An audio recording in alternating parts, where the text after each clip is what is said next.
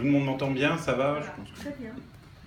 Bonsoir à tous. Nous avons le plaisir d'accueillir ce soir Sandrine Colette pour son livre « Il reste la poussière » chez de Noël. Pardon.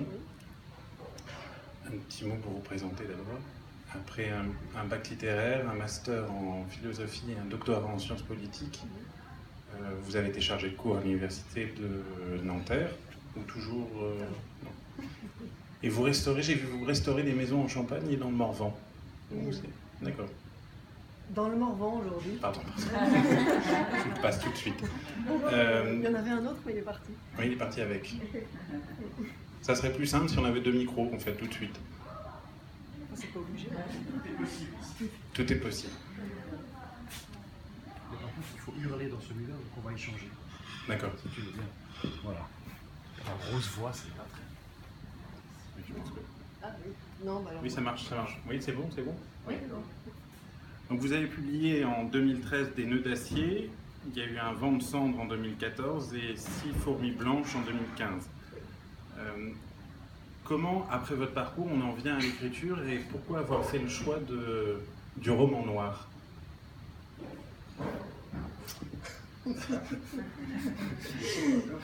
Alors bon, moi, il faut que je parle doucement, c'est ça, dans celui-là. Comment on en arrive à l'écriture? En fait, je pense que tout simplement, je suis comme beaucoup de gens. C'est-à-dire que depuis que je suis gamine, j'ai écrit des petits bouts de choses pour moi. Un peu de journal intime, un peu de scènes, de princes, de dragons, de tout ça. Et puis après, de héros divers. Des débuts de romans sentimentaux, parce que je pensais faire un Harlequin. Jusqu'à ce qu'on me dise que c'était quasiment exclusivement canadien. Et puis, enfin voilà, non, en fait j'ai toujours écrit des bouts de trucs, et puis avec un rêve depuis 20 ou 25 ans qui était de faire un roman, d'écrire un roman, et le genre de choses que vous laissez de côté, parce que vous n'avez pas le temps, parce qu'il y a toujours mieux à faire, et puis parce que ça fait peur, enfin, c'est un mélange de choses, et je pense qu'à un moment, j'avais plus tellement d'excuses, c'est-à-dire j'avais vraiment fini les études les plus longues que j'ai pu trouver. J'ai été installée, ça allait à peu près. Et puis en plus, je m'ennuyais, donc j'avais du temps. Et à ce moment-là, je me suis dit, enfin, à 40 ans à peu près, essaye de faire quelque chose que t'aimes. Et le défi, ça a été d'écrire un roman. Pas un roman noir. Je me suis dit, je vais réinventer l'alchimiste de Paulo Coelho. Et ça, c'était mon idée de départ. Et pour cette idée de départ, qui est l'idée de mon premier roman, Des nœuds d'acier, je suis partie, vraiment j'ai pris un personnage qui est un sale type, qui a la quarantaine féroce, et qui pour diverses raisons part se mettre au vert au fin fond de la campagne française. Et là-bas va rencontrer deux vieillards. Donc jusqu'ici, je suis hyper raccord avec le livre qui est sorti. Voilà, sauf que mon projet de départ, c'était que ces deux vieillards étaient deux belles personnes.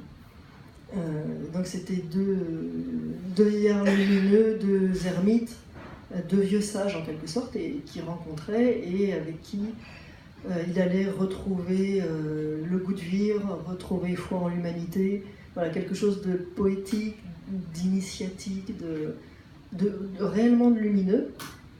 Et puis, je me suis loupée. Voilà.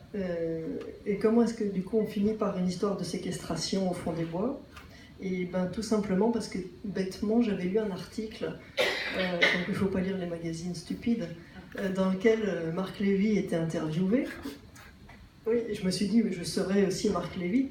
Voilà. Et il expliquait qu'il avait un truc quand il écrivait un nouveau livre pour voir si ça allait accrocher ou pas, c'est qu'il invitait son meilleur ami à prendre le café et qu'il commençait à lui raconter l'histoire. Et puis qu'à un moment, il faisait exprès, à un moment un peu charnière, de dire « Ah ben il n'y a plus de café, je vais en refaire ». Donc il se levait, il quittait la pièce, allait à la cuisine. Et au retour, le test, c'était soit le copain lui disait « Alors c'est quoi la suite? Parce que là après, qu'est-ce qui se passe ?» Ou si le copain lui disait finalement pour les vacances avec ta femme vous allez où? C'était le test raté, donc je l'ai fait. Ouais. j'ai invité ma meilleure amie, enfin je suis allée chez ma meilleure amie, à qui j'ai raconté un peu mon histoire, et qui m'a dit, écoute, je vais quand même résumer ce que je comprends de ton histoire. Tu as un sale type qui rencontre deux adorables petits vieux, et tous ensemble, dans la campagne, ils vont au bord de la colline le matin regarder le lever du soleil, ils s'extasient, puis ils parlent de philo, de Dieu, du monde, de la vie, enfin voilà tout ça. Et puis la journée se passe, et c'est le soir, et ils retournent sur la colline de l'autre côté, à l'ouest, regarder le soleil se coucher, et ils parlent du monde, de Dieu, de la vie, de tout ça.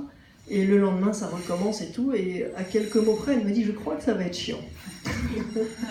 Voilà. Et ça a coïncidé avec le fait que j'avais un peu de mal à l'écrire, le livre.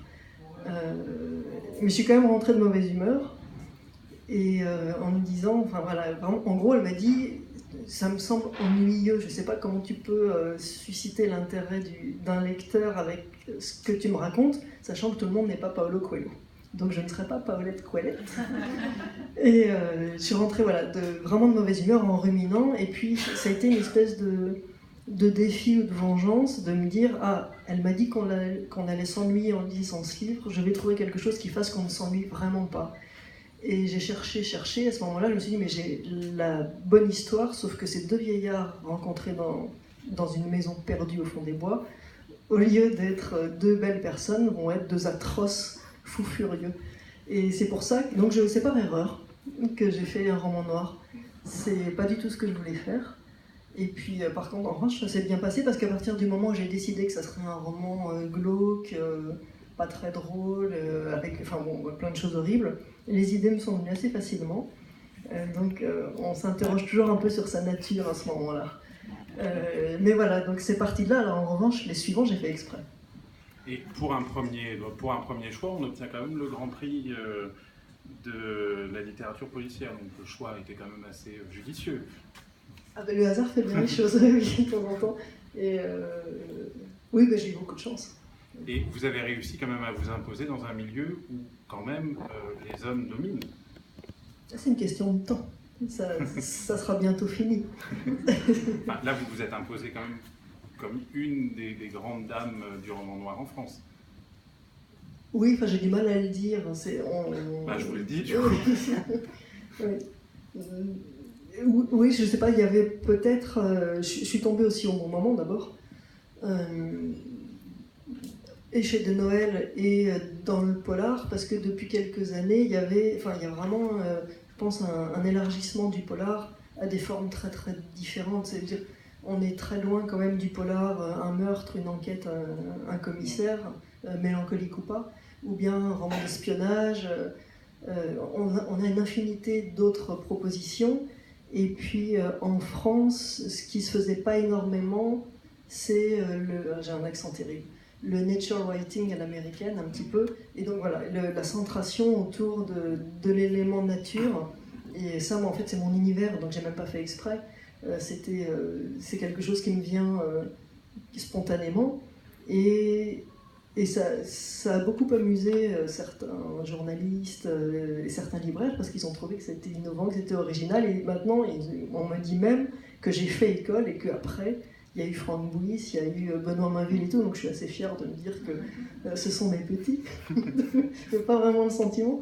Mais j'ai eu la chance de tomber au bon moment. C'est comme toujours, hein, le talent, ça suffit pas, parce qu'on est très très nombreux à avoir un certain talent.